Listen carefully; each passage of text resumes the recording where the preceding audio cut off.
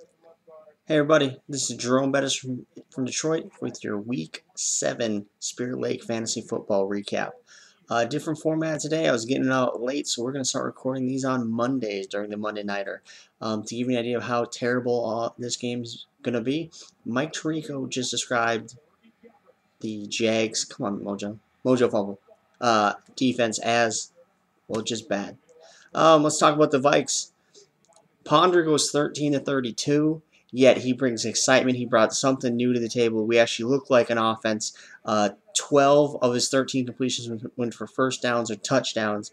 I'm biased, but talking with some of you folks, seems like you folks are excited. Seems like our whole fan base is excited. So let's embrace it. Can we just cut McNabb? Because I'm just done, totally done. Let's just get him out of here. Him and Berrien can go away.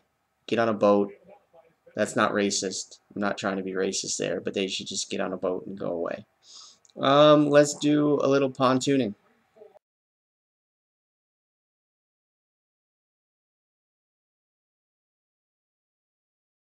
Game 1 this week, T-Ha versus AJ. AJ coming in tonight, he's got Mojo. He has no one over 4 points for a sad, sad total of 17.5 plus Mojo tonight. I mean, this is like sexual harassment panda. 17.5 points makes me a sad panda. That's what he's got to be right now. T-Ha gets a second win despite basically getting nothing from his position players. But because he's a step kid, he's now 2-5, 2 points out of first place in the division and a point out of the playoffs. We have Sunshine versus Jayco. Miller coming through. So the leader of the Step Kids goes down to the person in last place with the Step Kids. They're tied for last. Jayco continues to get production on the Cam. As much as I didn't like Cam, I was definitely a bit off on him. He could actually be legit. Fred Davis, with all the injuries Skins have had, Fred Davis could actually be solid going forward. Uh, with this battle, it just brings everyone closer together in the Step Kids division. So it's basically just bringing a whole pile of crap and just getting it closer together. So good job, Step Kids. Everyone scores TDs for Miller, who could have the high score of the week. We'll see how it finishes up, including Colson going off in that 62-7 shellacking by the Saints last night. Game 3, we got BZ versus Dylan. Foster scores 31 points for Dylan. Then the rest of his team scores 25.2. As Peterson said a long time ago, this team goes as Brady goes. So without Brady, these teams were pretty much shot. But I mean, because of how this year has gone, he's still only one game on a playoff hunt. And with all the stepdad versus stepkid combinations coming up, he has still a legit shot at the playoffs. BZ gets nothing from his wide receivers. However, he gets at least 14.5 from both of RBs and his quarterbacks, which is pretty impressive. Even more impressive is the fact that Sanchez got over 14.5 as he's still a bad quarterback. Game 4, the step kid versus the stepdad battle.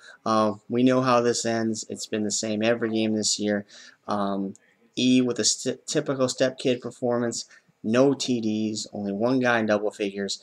Even Rivers, his boy, lets him down. He throws one touchdown, but pretty much the rest of it is a terrible game for Malamore. Talking about David's team is a broken record. Rogers, Jennings, and Wallace all are really good. They lead the team. Davey wins again. And finally, our snake bite. Another great pick by AJ, as the 4 games I've previously talked about are basically are over unless Mojo scores 30 some odd points.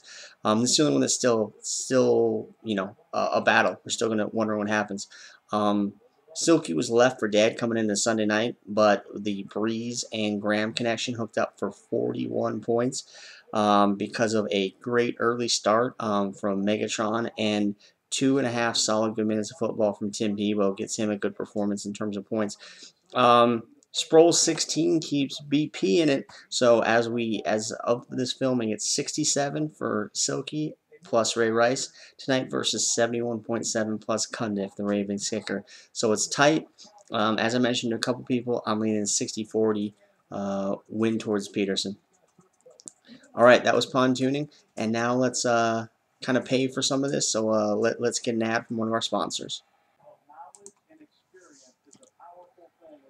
Hey, are you looking for a quarterback, running back, or wide receiver for your beleaguered fantasy football team? Contact Silkies. I have a problem with trading football players Emporium at 850-321-1782 or Joey at Downs.com. You looking for a quarterback? We have Tony Romo and Big Ben waiting to come home with you.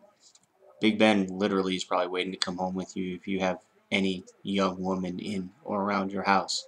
Or maybe you're looking for a bye-week plug-in like Sean Green and Daniel Thomas at running back.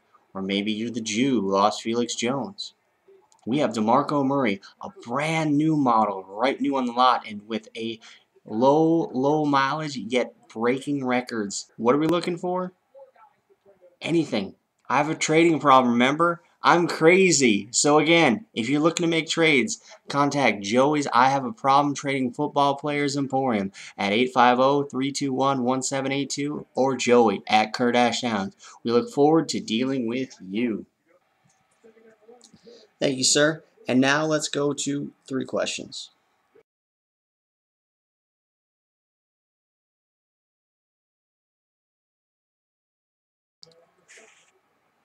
The big story this whole year has been injuries, and it continues this week.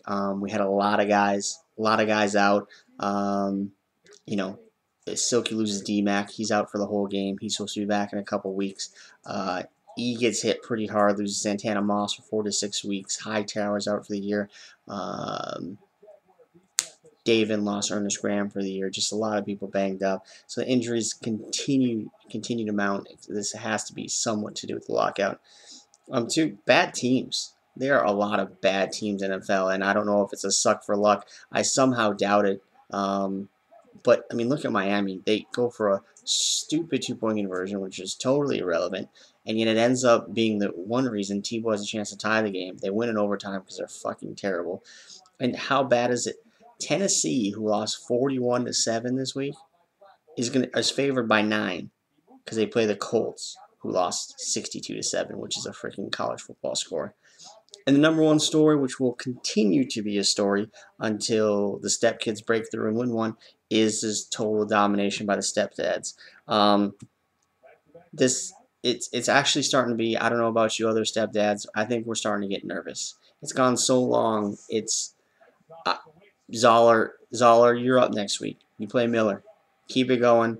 This is one of the most amazing things I've ever seen. Before I go up you to end the game, we've had 9 plays and 3 punts. It's a barn burner here down in Jacksonville. Anyways, this is Jerome Bettis from Detroit signing out, and this was your Week 7 Spirit Lake Fantasy Football Update.